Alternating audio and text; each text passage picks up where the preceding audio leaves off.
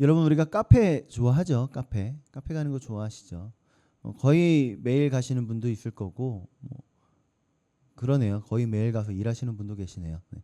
카페 좋아하다 보면 자주 가게 되죠. 저도 일하다 보면 이틀에 한 번꼴로 카페를 가게 되는 것 같아요. 사람들과 대화를 하다 보니까. 근데 카페에서 우리가 커피를 마시든 무슨 음료를 마시든 한 모금 딱 마셨는데 이게 그 뒤에 자막으로 밈이 떠오를 정도로 막 아주 맛있는 그런 커피를 마셨다, 그런 음료를 마셨다 그랬을 때 여러분 카운터까지 찾아가서 와 커피 정말 맛있네요, 감사합니다라고 인사하시는 분 계세요? 혹시 나갈 때 그렇게 인사를 들은 적은 있어요? 얘기해요? 굳이 왜 해요?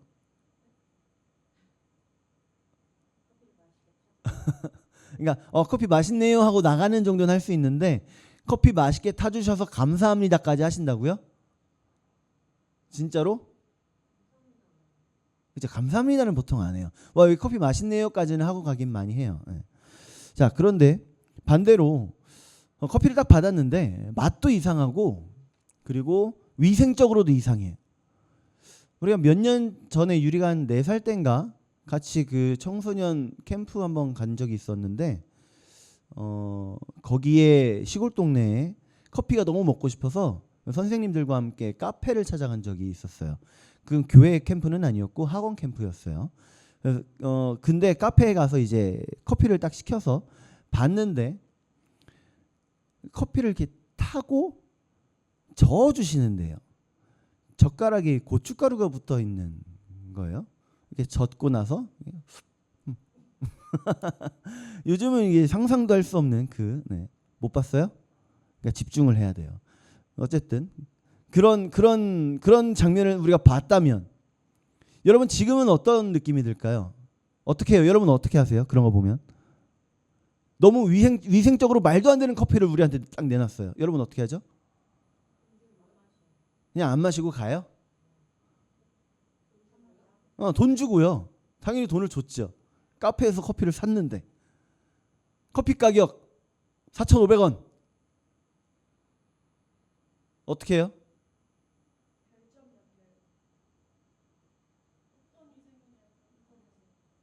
뭐라고요? 어떤 위생이냐? 그래요. 이게 다음 거에 빙글빙글. 다음 거에 빙글빙글. 자, 그냥 먹어요? 근데 콜록콜록 콜록콜록 저는 따져요. 전 따질 것 같아요. 아니 그래 따지지 않더라도 놓고 갈 것 같아요. 놓고 안녕히 계세요 하고 나갈 것 같아요. 자 어쨌든 제가 원한 건 여러분들이 클레임을 건다라는 그런 좀 뉘앙스의 말이 나오기를 원했는데 여기 분들은 너무 착해서 겁이 많아서구나. 클레임을 걸긴 하는데 인터넷으로 걸고 그죠? 나한테 해코지 못하게. 그러니까 뭐 불만은 있지만 먹는다 그냥. 혹시 혼날까봐. 어쨌든 우리가 보통은 인터넷에 별점을 남기든 어떻게 하든 클레임을 걸어요. 그렇게 걸어요. 그럼 클레임을 거는 정도가 조그마한 뭐가 있기만 해도 클레임을 걸죠. 뭐 별점 테러 나온 거 뭐 그런 거 보면 가끔 먹다가 머리카락 나왔다 이런 것도 있어요. 머리카락 제 입장에선 그냥 머리카락 빼고 먹으면 되는데 그걸 뭘 왜 그러지? 이 정도인데요. 여러분 어떻게 생각하세요? 응? 머리카락에 전화를 했다고요? 아빠가 어디 있는지 모르겠지만 아무튼 너네 아빠는 전화했는지 모르겠어요. 근데 전화를 한 기억이 없는 것 같아요. 자 어쨌든 전화했나요? 우리 여기서 먹을 때였나요? 전화했어요? 했어요? 보통이 이래요. 보통 그래요. 이게 있으면 전화해야지. 그치? 이런 걸 우디르급 태세 전환이라고 하는데 그래요. 아무튼 그렇게 전화를 해요. 보통 그래요. 그렇게 별점도 깎고 뭐 전화해서 클레임도 걸고 그러죠. 근데 우리가 생각해 보면 감사라는 말을 하는 그 빈도와 그렇게 클레임을 거는 빈도가 어느 정도 차이가 날까요? 여러분 어느 정도 차이 나세요? 감사를 더 많이 하시는 것 같아요? 아니면 불평을 더 많이 하시는 것 같아요? 감사요? 아, 진짜요? 한번 하루 정도 녹음을 틀어놓고 하루를 한번 생활해 보면서 그 다음에 이제 감사가 나올 때마다 동그라미 한 번, 불평이 나올 때마다 X표 한 번 해보면 좀 객관적인 나의 판단이 가능하지 않을까. 왜냐면 저와 함께 있을 때는 저의 호를 붙여줄 정도로 아니 목사님, 그죠? 이거 감사해서 얘기하는 건가요? 아 그래요. 그거라면 인정해요. 네. 자 어쨌든 자 우리가 보통 살아가다 보면은 감사보단 클레임을 더 많이 걸어요. 감사가 더 많으면 좋겠는데 클레임 보통 더 많습니다. 불평이 더 많아요. 감사가 더 많으면 좋은데. 자 오늘 본문에 보면 예수님 말고도 많은 사람이 등장을 하죠. 예수님 주변에는 예수님 따라왔던 수많은 사람들이 있었을 거예요. 그리고 예수님이 오셨다라는 소문이 그 동네에 완전히 많이 퍼져나갔을 겁니다. 그 소문을 들은 사람들 중에 10명의 특별한 사람들이 예수님께 찾아온 거예요. 오늘 본문 우리 함께 읽었으니까 알죠? 10명이 누구예요? 나병 환자들. 예수님과 직접적인 대화를 한 사람들은 이 10명의 나병 환자들입니다. 10명의 나병 환자들. 우리 이 본문의 배경을 좀 짚고 넘어가야 될 것 같아요. 좀 지리멸렬하긴 하지만 지리적인 배경을 좀 한번 생각을 해보도록 합시다.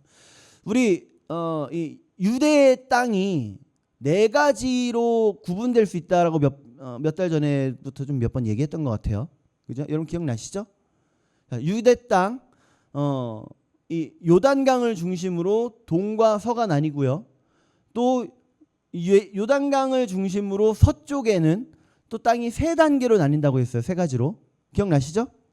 자, 맨 위에 있는 땅이 어떤 지역? 갈릴리 지역. 네, 갈릴리 호수가 있는 갈릴리 지역. 그리고 내려오면 유대인들이 개로 여겼던 그 사람들이 모여 있는 사마리아 지역.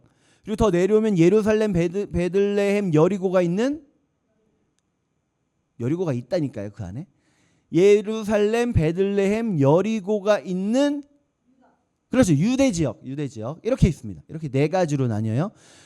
갈릴리 지역과 유대 지역은 유대인들이 사는 지역이에요. 그리고 이 요단강을 중심으로 요단강 동편에 있는 이 지역은 베레아 지역이라고 불러서 이 베레아도 유대인들이 사는 지역입니다. 그러니까 요단강 중심으로 유대인이 이렇게 사는 거예요. 그러면 유대인들이 갈릴리에서 유대 지역으로, 유대 지역에서 갈릴리 지역으로 왔다 갔다 하려면 어떻게 하면 빨리 갈 수 있을까요? 직선으로 어떤 땅을 통과해야? 사마리아 땅을 통과해야. 그런데 보통 사마리아인들과 마주치기도 싫어하는 유대인들이기 때문에 어떻게 왔다 갔다 했다? 요단강을 건너서 베레아 땅을 지나서 유대 땅으로, 유대 땅에서 요단강을 건너서 베레아 땅을 지나서 갈릴리 지역으로 이렇게 삥 돌아서 다녔어요. 예수님께서도 주로 돌아서 다니셨고 종종 사마리아 땅을 가기도 하셨습니다. 어쨌든 자 오늘 예수님께서는 어떻게 가시냐면 갈릴리 지역에서 유대 지역으로 가시기 전에 쭉 남쪽으로 내려와서 사마리아 지역과 갈릴리 지역의 경계를 타고 가십니다. 이 경계의 한 마을에서 있었던 일이에요. 경계라는 말은 두 민족이 같이 섞여 있었을 수도 있다라는 얘기죠. 그래서 거기에 있는 나병 환자촌에는 유대인들도 있고 사마리아인들도 있는 그런 동네였어요. 자, 그 나병 환자촌에서 사람들 10명이 왔어요. 그럼 그 10명 중에는 유대인도 있고 사마리아인도 있다. 이 얘기가 되는 거죠. 자, 인구 비율이 어떻게 되죠? 사마리아인이 몇 명이에요? 어떻게 알아요? 맞아요. 엎드린 사람 1명이 사마리아인이에요. 그럼 9명은 어느 지역 사람일까요? 어떤 사람? 유대인. 맞습니다. 유대인 9명과 사마리아인 1명이 있었던 거예요. 그 나병 환자들 중에. 그리고 그 나병 환자들이 모두 다 예수님으로부터 깨끗함을 받고 제사장에게 가지요. 제사장에게 왜 갔어요? 완치 판정 받으려고. 나병 환자가 된 사람들은 하나님으로부터 저주받은 사람들이다라는 인식이 있었기 때문에 이게 다 나았다라는 그 인정을 받으려면 그때 당시에 뭐 병원이 있는 것도 아니었기 때문에 의원이라고 하는 뭐 치료하는 사람들 뭐 거의 주술적으로 치료하는 그런 사람들은 있었지만 어쨌든 그 나병이 나았는지 안 나았는지를 확인하는 사람은 제사장이었어요. 그래서 제사장에게 가는 도중에 나병이 어떻게 됐다? 나았다. 자, 그럼 나았다 했을 때 어떻게 해야 될까요? 가는 동안에 다 나았어. 자, 이제 어떻게 해야 돼요?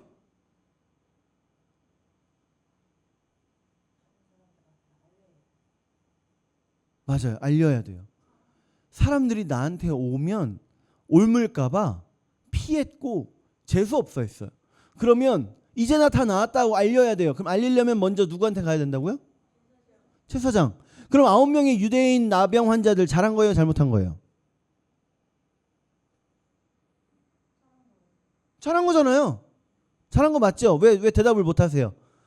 잘했잖아요. 잘한 거 아니에요? 이성적으로 맞아요. 이성적으로 맞아요.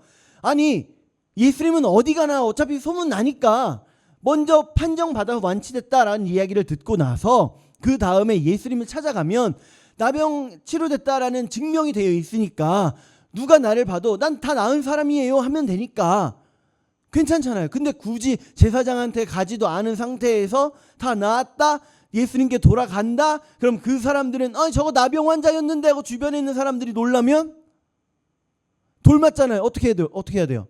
그럼 나병 환자였던 그 사마리아인 잘한 거예요? 잘못한 거예요?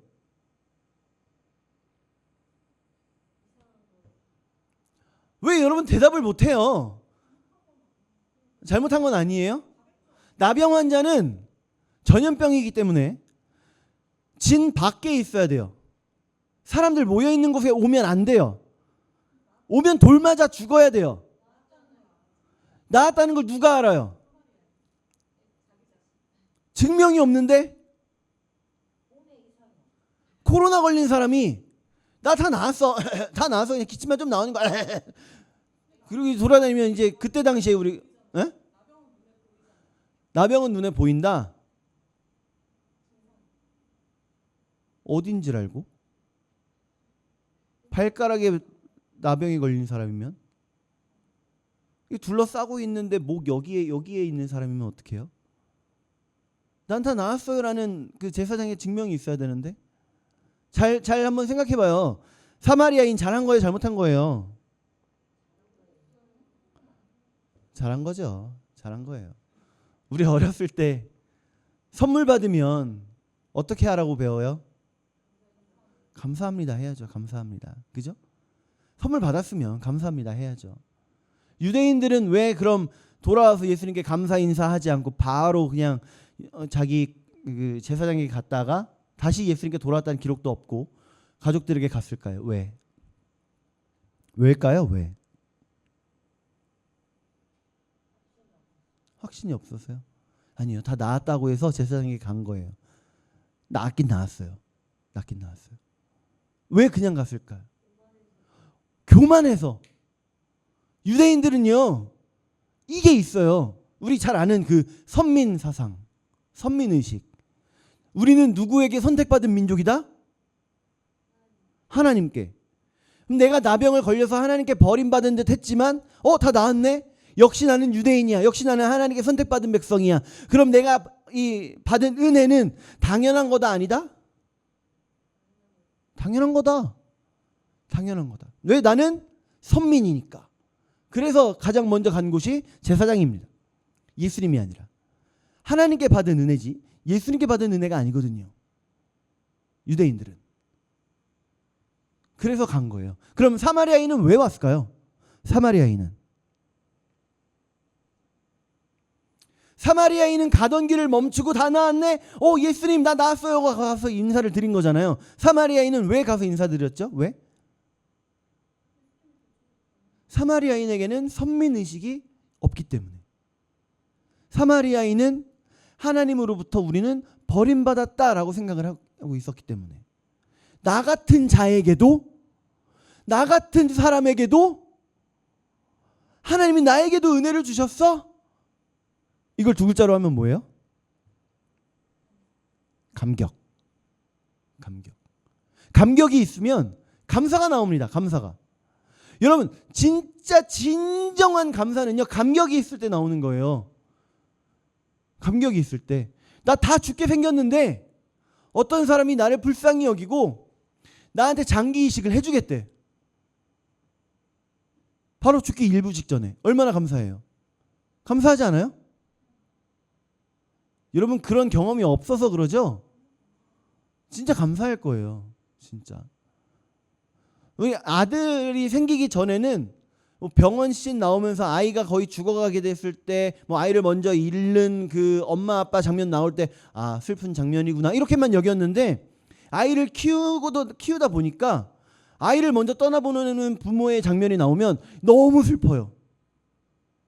자 그럼 우리 아이로 한번 생각을 해봅시다. 아이가 너무 아파서 이 장기 이식을 받지 않으면 큰일 나는 상황이에요. 한 명 빼곤 다, 두 명 빼곤 다 아이를 키워봤으니까. 근데 그 사이에 한 명이 와서 나하고 이게 조직이 맞으니까 내가 장기 이식을 해줄게요 라고 한다면 부모된 입장에서 얼마나 감사할까요? 빨리 결혼해요. 그럼 돼요. 감격이 있을 때 진짜 감사가 나오는 거예요. 감격이 있을 때. 자격이 없는 나인데도 불구하고 하나님께서 나에게 은혜를 베푸셨다라는 그 사실 하나가 내 안에서 진정한 감사가 우러나오게 하는 겁니다. 그래서 지피지기여야 진짜 감사가 나온다. 자, 그랬더니 예수님께서 사마리아인 그 나병 환자에게 뭐라고 말씀하시죠? 19절 말씀 우리 같이 봅시다. 19절 많이 건너뛰었어요. 네, 19절 시작. 그에게 이르시되 일어나 가라 내 믿음이 너를 구원하였느니라 하시더라. 아멘. 감사가 지금 어디까지 이어진 거예요? 구원으로까지. 여러분 감사가 이렇게 중요합니다. 감사가. 여러분 우리의 일상이 감사의 길을 축복합니다. 별거 아닌 서비스에도 정말 그 혜지자매 얘기했던 것처럼 습관적으로 감사합니다라고 얘기가 나오면 습관적인 이야기지만 그 감사합니다라는 말을 들은 사람은 습관적임에도 불구하고 그 말 들은 걸로 인해서 즐거워져요. 기뻐져요. 최소한 기분이 나쁘진 않아요. 그렇지 않아요? 사람끼리의 감사도 이렇게 중요한데 이 사람끼리의 감사도 별거 아닌 것 같지만 너무 좋은 그 시너지를 이뤄낼 수 있는데 그럼 우리가 하나님께 감사하면 얼마나 좋은 결과를 가져올 수 있을까요? 빌립보서 4장에 보면요. 너희 구할 것을 감사함으로 하나님께 아뢰라 라고 말씀을 하십니다. 너희 구할 것을 감사함으로 하나님께 아뢰라. 근데 읽은 부분 앞부분에 보면 아무것도 염려하지 말고 그러니까 하나님께 감사함은 염려라고 하는 내 안의 독소에 대한 해독제가 된다는 거예요. 우리 하나님께 감사합시다. 하나님께 감사합시다. 하나님은 나의 구원의 하나님이십니다. 세상 어떤 복보다 더 큰 복은요. 더 귀한 복은 내가 구원받았다는 사실이에요. 영원히 죽을 수밖에 없는 존재였던 우리를 영원한 생명으로 이끄시기 위해 우리 하나님은요. 하나뿐인 독생자 예수님을 보내주신 분입니다. 여러분 이거 쉽게 생각하지 마세요. 너무 많이 들었어. 여러 번 들었어. 늘 했던 말이잖아. 이렇게 여기시면 안 돼요. 계속해서 내 마음에 새겨야 되는 겁니다. 하박국 선지자가 하박국 3장 17, 18절에 보면 이렇게 고백합니다. 읽어봐요. 시작. 비록 무화과 나무가 무성하지 못하며 포도나무가 열매가 없으며 감람나무에 소출이 없으며 밭에 먹을 것이 없으며 우리의 양이 없으며 외양간에 소가 없을지라도 나는 여호와로 말미암아 즐거워하며 나의 구원의 하나님으로 말미암아 기뻐하리로다. 아멘. 이렇게 고백합니다. 없는 것 투성이에요. 부족한 것 투성입니다. 완전히 폐허가 되어버린 예루살렘과 유다를 보면서 하박국은 절망에 빠져야 되는 게 정상인 거예요. 바벨론이 쳐들어올 거라는 얘기를 하나님께 들어요. 그런 계시를 받습니다. 그리고 완전히 예루살렘과 유다가 폐허가 되는 걸 상상의 환상 가운데 보게 됩니다. 그럼 이제 하나님 우리에게 이런 결과를 주시는군요 하고 탄식하는 게 정상인데 그걸 본 하박국은 18절에 어떻게 고백했다고요? 나의 구원의 하나님으로 말미암아 내가 기뻐하겠습니다. 비록 다 무너졌고 다 폐허가 됐지만 그 모든 것을 주관하신 우리 하나님을 믿습니다. 그러면서 그 하나님께 감사하는 거예요. 여러분 우리도 매일 없는 것 세어보기보다는 궁극적인 핵심적인 감사 품고 살아갑시다. 날 구원해 주셔서 감사합니다. 이제 곧 추석이죠. 여러분 마음의 준비하셔야 돼요. 여기엔 뭐 안 믿는 가족이 있는 분이 거의 없는데, 네, 안 믿는 가족들에게 복음을 전해야 하는 그 사명이 우리에게 있습니다. 네, 안 믿는 친척들에게 복음을 전해야 할 사명이 우리에게 있습니다. 여러분 이제 그 복음 전할 계획 세우시고 다른 사람에게 미루지 마시고 내가 한다라고 생각을 꼭 하시기 바랍니다. 내가 한다. 그렇게 계획 세워서 그 계획 속에 기쁨 누리는 한 주가 되길 축복합니다. 아직 멀었어요. 가장 핵심적인 감사를 품고 살아가는 사람은요, 이제 우리 삶에서 하나님께서 행하신 일들을 감사하게 됩니다. 우리 삶의 모든 순간이 은혜였음을 기억해야 돼요. 아침에 눈 뜨면 새로운 하루가 허락되었음을 감사하고요. 함께 웃는 사람들, 함께 울어주는 사람들이 있는 것에 감사하고요. 오늘도 열심히 일할 곳이 있고 오늘도 열심히 공부할 수 있는 직장, 학교가 있는 거에 감사해야 돼요. 이런 일상, 이런 우리의 하루하루, 이걸 허락하셨음에 감사하는 겁니다. 우리 시편 말씀 한번 볼까요? 9절 말씀, 9절부터 볼게요. 자, 시작. 땅을 돌보사 물을 대어 심히 윤택하게 하시며 하나님의 강에 물이 가득하게 하시고 이같이 땅을 예비하신 후에 그들에게 곡식을 주시나이다. 주께서 밭 고랑에 물을 넉넉히 대사 그 일양을 평평하게 하시며 또 담비로 부드럽게 하시고 그 싹에 복을 주시나이다. 주의 은택으로 한 해를 관 씌우시니 주의 떨어지며 들의 초장에도 떨어지니 작은 산들이 아멘. 여기까지. 하나님은 우리에게 아주 세밀하게 보호하시는 분이에요. 하나님은 우리를 아주 세밀하게 보호하시는 분입니다. 그 하나님이 인도하시는 삶이 우리의 삶이에요. 우리 삶. 비록 9명의 나병 환자들은 나은 것을 보고도 서둘러서 자기가 사랑하는 사람들에게 달려갔지만 우리는 이런 하나님의 은혜 속에 늘 감사하는 삶으로 살아갑시다. 그러면 하나님은 우리 삶을 통해 수많은 열매를 맺어가시는 거예요. 하나님의 도구로 사용해 가십니다. 여러분 우리를 통해서 다른 영혼들을 구원하시고 우리가 교회에서 학교에서 직장에서 작지만 꾸준히 섬김으로 인해서 반드시 열매를 맺게 하신다는 겁니다. 그렇게 우리를 사용하실 하나님을 기억하면서 우리 감사합시다. 아무리 내가 열심히 섬기고 또 열심히 헌신한다고 해도 사실 아무도 모를 수 있어요. 사실 그 누구도 신경 안 쓸 수 있습니다. 가끔은 헛수고처럼 느껴질 수도 있어요. 그런데 우리 마태복음 말씀 한번 봅시다. 마태복음 25장 40절 말씀 시작. 임금이 대답하여 이르시되 내가 진실로 너희에게 이르노니 너희가 여기 내 형제 중에 지극히 작은 자 하나에게 한 것이 곧 내게 한 것이니라 하시고 아멘. 지치지 말고 우리 끝까지 완주합시다. 끝까지. 나를 먼저 구원하셔서 내가 섬길 수 있게 하신 하나님, 나로 하여금 먼저 깨닫게 하셔서 내가 섬길 수 있도록 하신 하나님, 우리 기억해서 우리 감사함으로 섬김의 기회 붙들고 살아가는 우리가 되기를 축복합니다. 정리합니다. 10명의 사람들이 똑같은 은혜를 받았지만 오직 한 사람만 감사를 통해서 구원이라고 하는 축복을 받습니다. 감사는 받은 은혜에 대한 마땅한 반응이에요. 동시에 큰 은혜를 누리는 통로입니다. 여러분 우리 이제 선택해야 됩니다. 선택. 9명의 나병 환자들처럼 받은 은혜를 당연하게 여기면서 살아갈 것인가, 아니면 이름도 기록되지 않는 그 한 사람의 사마리아인 나병 환자처럼 받은 은혜에 감사하며 주님께 돌아와 엎드리는 삶을 살 것인가. 여러분 우리 이 한 주도 숙제 겸 연습하도록 합시다. 불평을 멈추고 감사를 연습하는 거예요. 불평이 한가득이어도 멈추고 감사할 것을 찾는 것. 그렇게 내 삶을 감사로 물들이는 이번 한 주가 되기를 축복합니다. 기도하겠습니다.